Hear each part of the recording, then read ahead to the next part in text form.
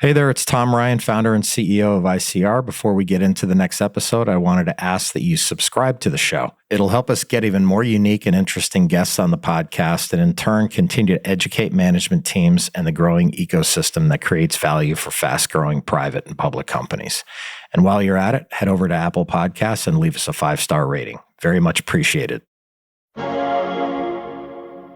The pharmacy is our difference. This is products that in some cases are life or death, and we are helping with that. And I think that while there's been a lot of shift in this business over the last few years, we're getting this back on track again. In times of transformation, successful businesses find the clarity to make tough calls by asking themselves 2 questions. What are my customers' most critical needs, and how am I uniquely positioned to help? That is the area that we're focusing on, ensuring that that business, which is really where we excel, continues to be an area that we improve upon for the end user, the customer, the shelters, the breeders, and those customers are the most important to us.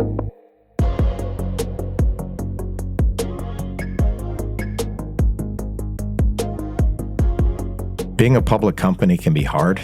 Small missteps can have outsized consequences. I'm Tom Ryan, founder and CEO of ICR, and over the last 25 years, we've helped thousands of companies understand and navigate the stock market and the media. We'll demystify these and other increasingly complex stakeholder groups so you can focus on what you do best, building your company and unlocking your true potential. This is Welcome to the Arena from ICR. Transition periods can be full of uncertainty, but they also represent an opportunity for businesses to innovate and sharpen their focus. By reassessing goals and adopting new strategies, companies can realign with customers' core values and highlight the strengths that set them apart from the competition. With the right leadership, companies can seize these moments to make bold moves and solidify their position, preparing to thrive amidst change. For PedMed Express, that leadership can be found in CEO Sandra Campos. Sandra is now a 2-time guest on the podcast and, as of this past April, president and CEO of PedMed Express, which trades under the symbol PETS. Prior to joining PetMeds, Sandra was already a 3-time CEO, recently serving in the role at DVF, or Diane von Furstenberg, a global luxury fashion brand. Before that, she was the co-president of women's apparel at Global Brands Group Holding Limited, a branded apparel, footwear, and brand management company that included labels like Juicy Couture, Bebe, and BCBG, among others. Sandra has also held leadership roles at apparel companies Polo, Ralph Lauren, and Nautica International. She's the founder of Fashion Launchpad, a continuing education platform for retail and fashion professionals, and created Dream Out Loud in partnership with Selena Gomez, the first teen celebrity brand management company, which was established in 2009. Sandra has been a board member for Big Lots since 2021, Daniel's Jewelers and Fabric, a modular commerce solution since 2022, and advertising services company Pure Red since 2023. And if that wasn't enough, she's also served on the board of the national nonprofit Girls Inc. and is a director of the Latino Corporate Directors Association. If I thought her biography was impressive last time she was on the show, it's even more so now. Let's enter the arena and catch up with our friend Sandra Campos.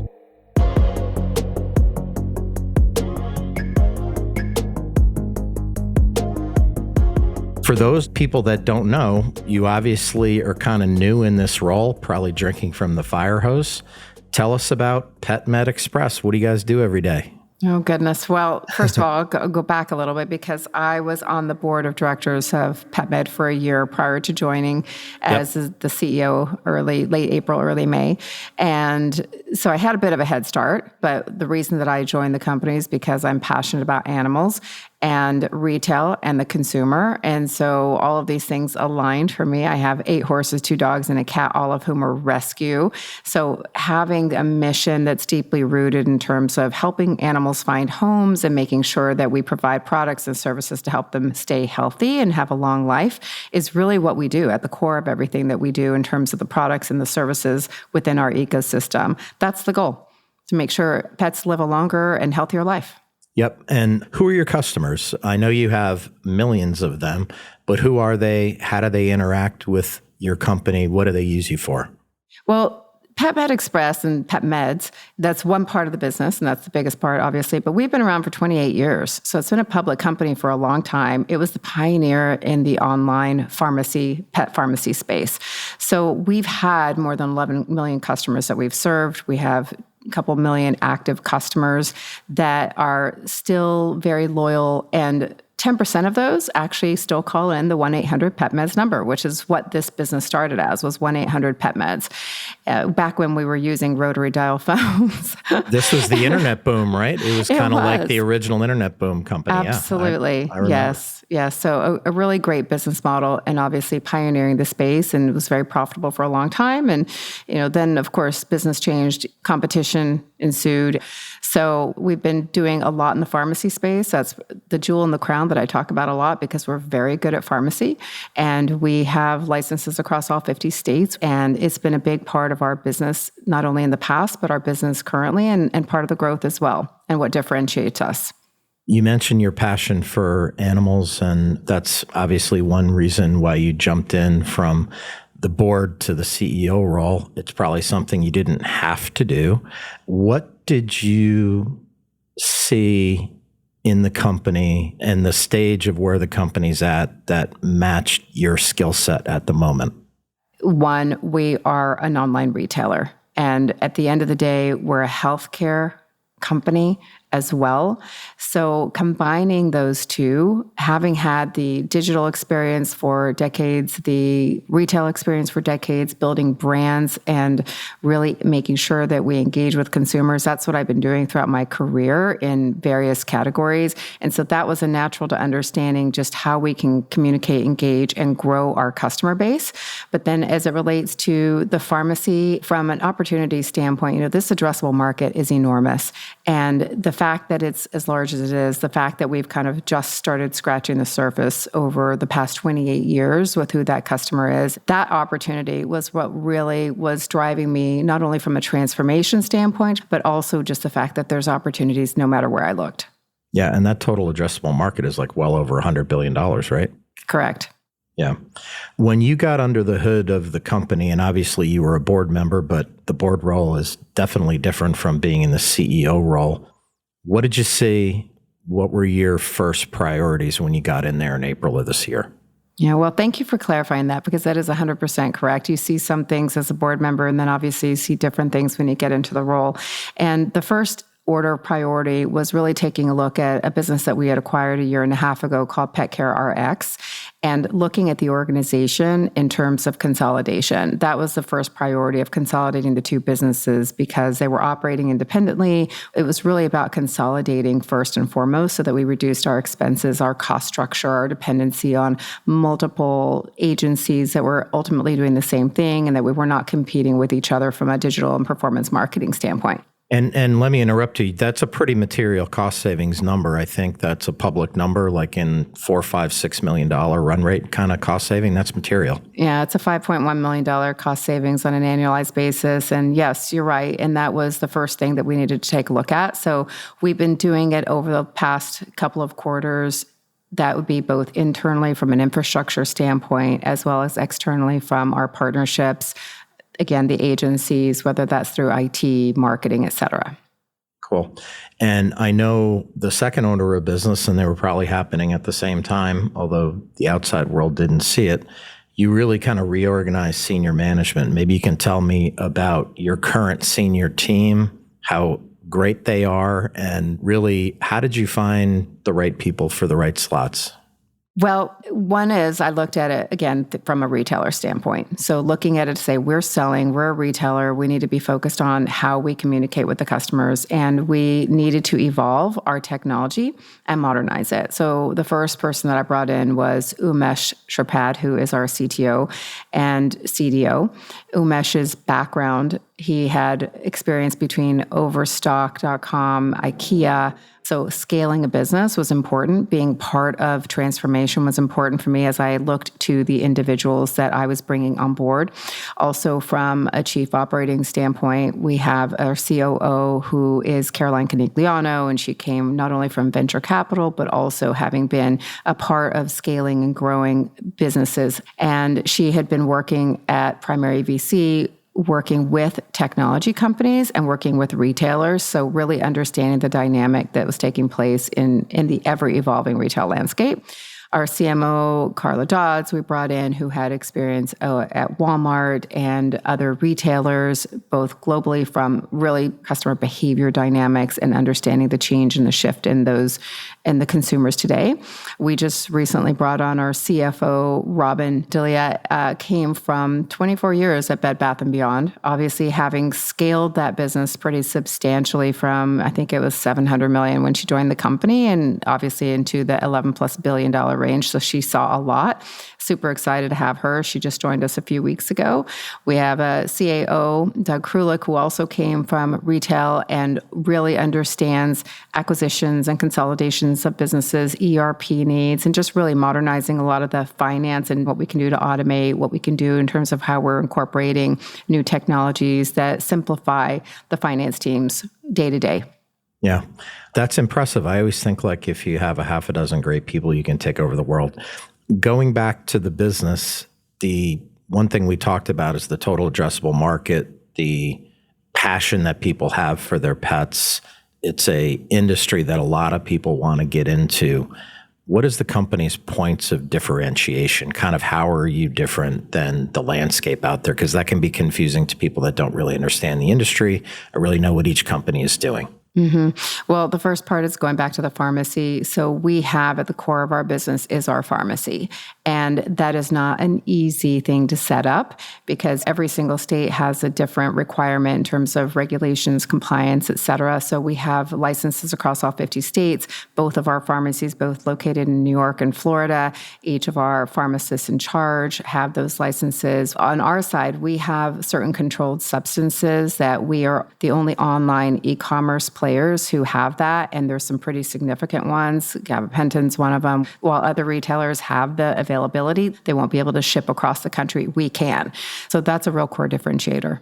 Yeah.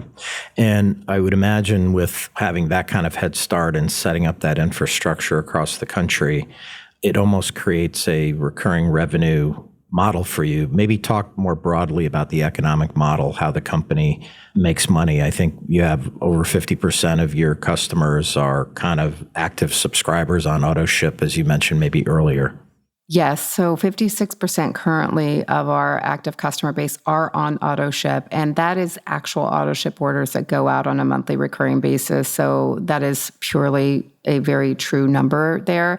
That's a stream that we want to make sure that we retain. So we're focused on the retention of those customers. We're focused on making sure that we also gain new auto ship customers with the benefit of that, which is it helps you as a pet owner be in compliance with what the pet's needs are. It obviously is easy because you don't have to think about it twice, and you get a nice discount and a 5% discount on a monthly basis to be able to be a part of that program. Yeah, that's a huge part of the value of the business. How do you balance kind of the prescription business with over-the-counter products? And what's your goal there in terms of mix and what you're trying to achieve? It's been a big part of our business. Roughly 85+% of our business is in the pharmacy RX world. And so we do have the big pharma companies that we work with as our biggest vendors and our partners out there. But we are growing our OTC and our food business. As I mentioned before, when we acquired PetCare RX, they had already had OTC and food products.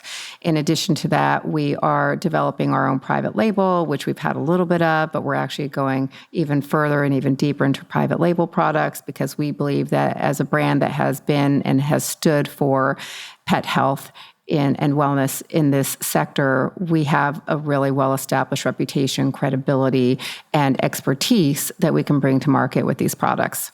And I know that the trick in your position, as you know, is like you could focus on so many different things at the same time, but I know you're really focused on 3 species, right? Canine, feline, and equine. That's right. Did I say that right? Yeah. Why is that? And is that just a matter of just getting the team focused on the biggest market opportunities? How does that work? So I actually came into the business with it being those three categories. We really have been focusing in on the dog, the cat, and equine has played a very small portion of our business. But as I mentioned, I have 8 horses. Yeah. I know what those horses need. And so we're actually going to be expanding on that vertical starting in January of 2025. But for now, dog and cat, and predominantly dog, even though it's the decade of the cat, and a lot more as people are going to the office more, there's a lot more adoption of cats because they're less maintenance. They don't require the walks, the daily walks and things of that sort. And they don't eat as much. Yeah, I didn't know it was the decade of the cat. It is a decade of the cat.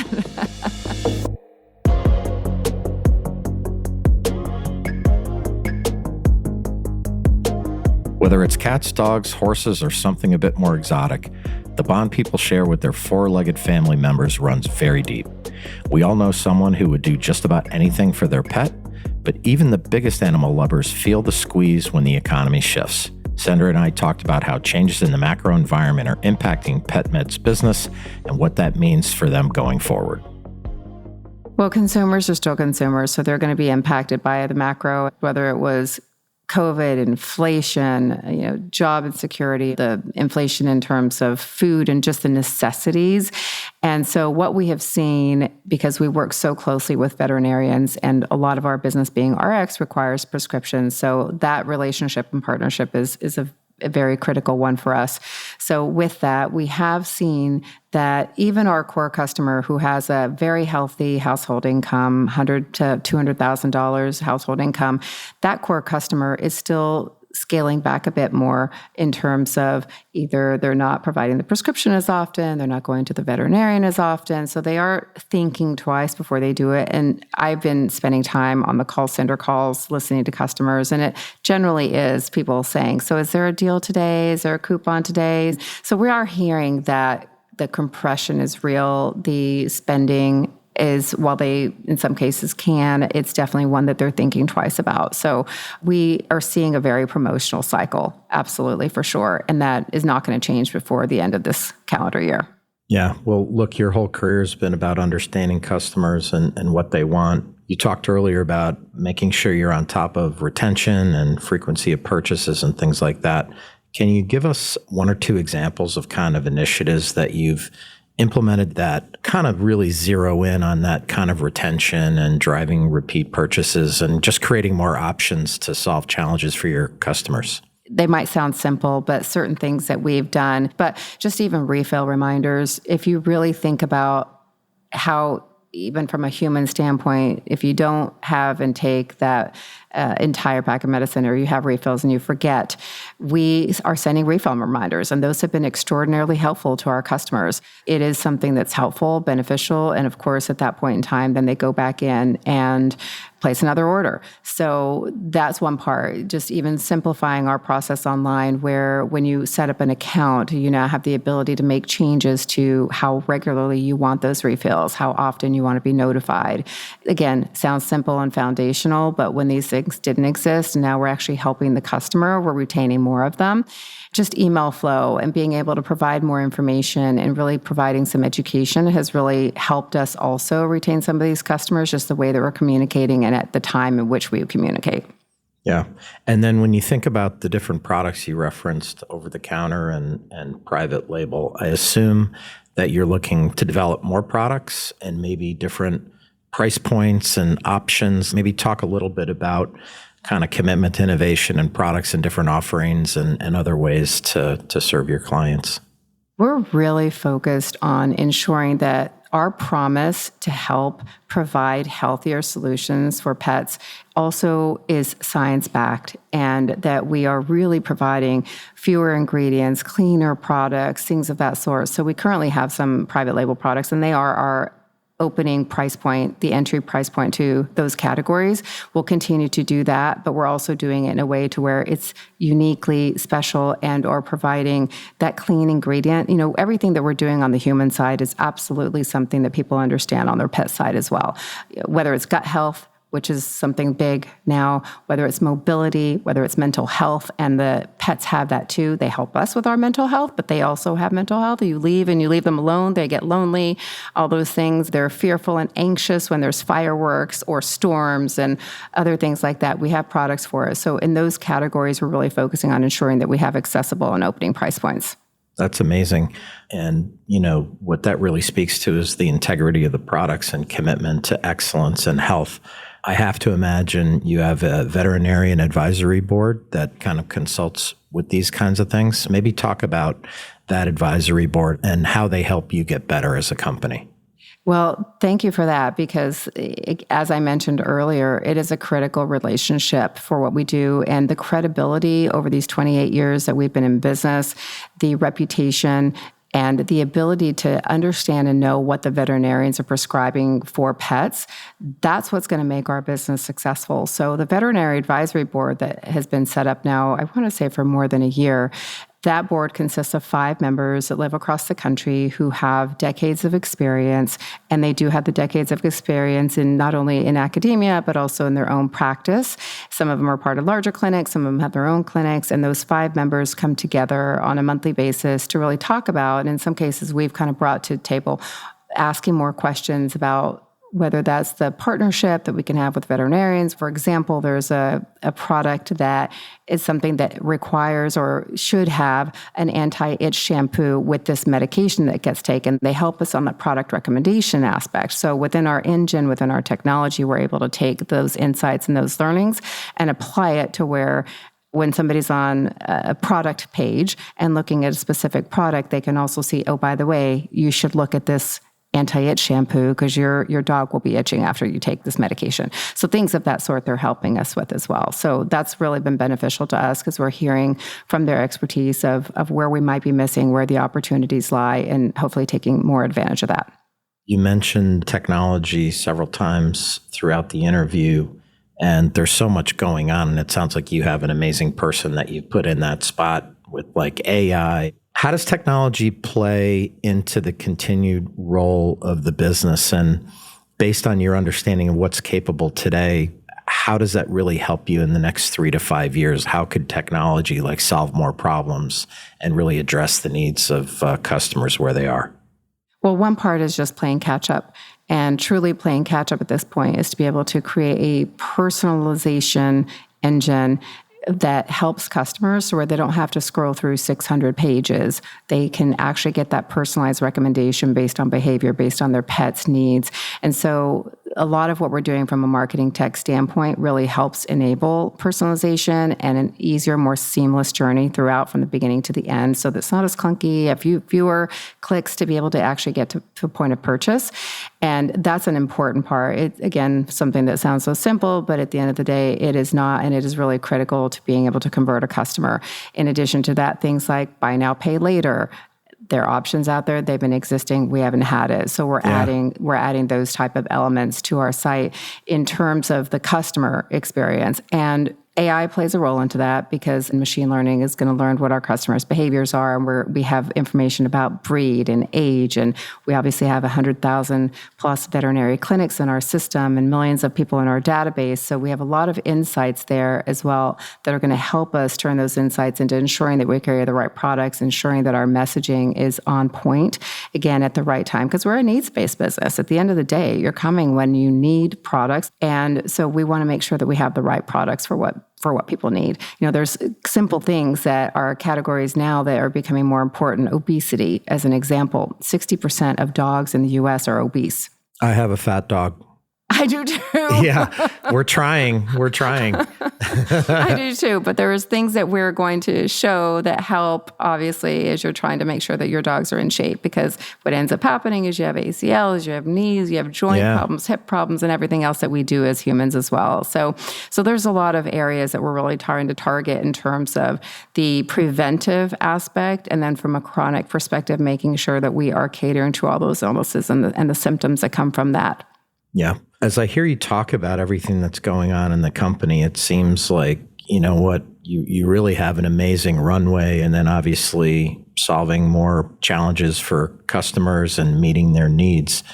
How do you balance what I would consider long-term for a public company, which might be 5 years or more, with kind of the next 24 months? Like, how are you approaching that as a leader on near-term drivers versus long-term drivers? How do you think about that? Well, the first thing is I think about it from a profitability standpoint, because we have to focus on profitability and we need to be a profitable company. We were and have been for many, many years. Obviously, we've slipped, and that's not where we're going to stay. We're here to be able to take this business back again to where it should be and where it can be. And so we look at it from a profitability standpoint first, and those are the drivers that are going to kind of helping us in the first couple of quarters, really what we needed to do to turn it around. Then we're really focused on customer acquisition and going out and sharing what our value proposition is so that people understand. We haven't had as much of awareness in some time now. So those are areas that we're focusing on. But now we're going to be launching a new website. That's going to happen in the next month, and we will have some more basics there. We're really focusing on that acquisition of customers. We've looked at everything from supply chain and efficiencies and what we can do to ensure that speed to the customer is there, because that's so important and so critical. Our customer call center is a very integral part of our team. They generate about 10% of our business. And so training them, ensuring that we have all the right tools. So AI plays a role into that, and technology does also. And again, a lot of this is playing catch up, but some of it is also trying to be innovative for the future. Yeah. So obviously there's a big runway for growth organically. Is this like a fragmented industry? Is there opportunity for M&A down the road? Maybe it's not something you're focused on in the short term, but is it something that eventually could play a big part in what you do and in your value creation strategy? It will, and it's certainly not at the moment because, as I've just outlined, we've got quite a few initiatives that we're focused on. But as it relates to where we sit, we are healthcare or retail, e-commerce. We've got these different components that set us apart from the rest.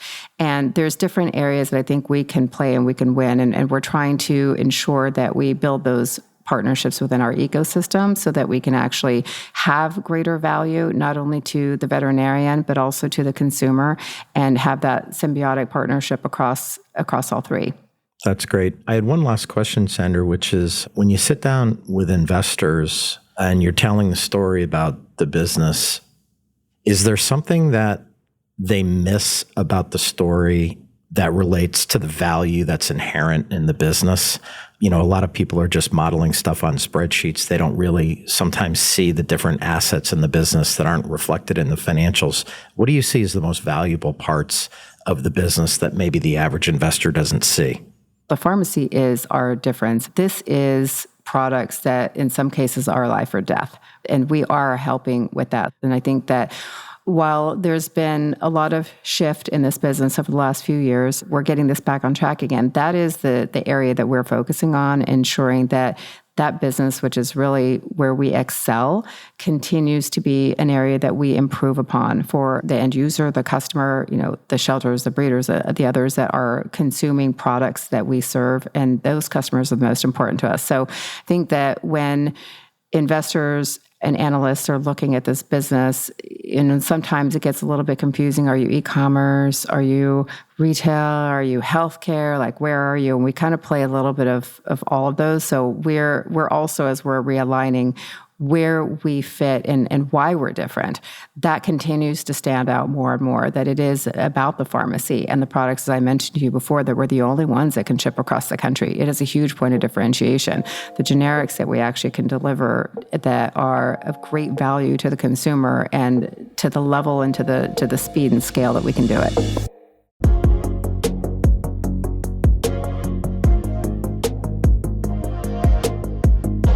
It's still year one for Sandra at the helm of PedMed Express, and she's already seen the company through a successful consolidation with Pet Care RX and installed fresh leadership at the C-suite level, which makes all the difference. Sandra's got a clear vision for the future of PetMed, and that includes doubling down on legacy differentiators like their nationwide pharmacy services while modernizing their technology to stay competitive as an industry disruptor.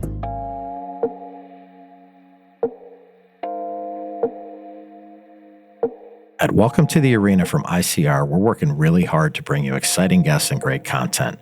If you found this episode insightful, please subscribe to the show on your podcast app and leave us a 5-star rating. The more the show grows, the more interesting voices we can have on the podcast, and in turn, that should demystify a lot of the stakeholders around public companies and soon-to-be public companies. Thank you so much for listening. I want to thank Sandra Campos for coming back on the show. This has been a real interesting update. Under her management, PedMed Express has aligned the business priorities to their customers' needs. They've got a huge addressable market, and they're continuing to serve them while finding new ways to bring them value. This is Tom Ryan, and we'll see you next time back in the arena. References to specific stocks are not intended to be recommendations for specific trading behavior. Comments presented on this podcast are intended for informational and educational purposes only, and do not represent opinions or recommendations on whether to buy, sell, or hold shares of a particular stock. All investors are advised to conduct their own independent research into individual stocks before making a trading decision. In addition, investors are advised that past stock performance is no guarantee of future price performance.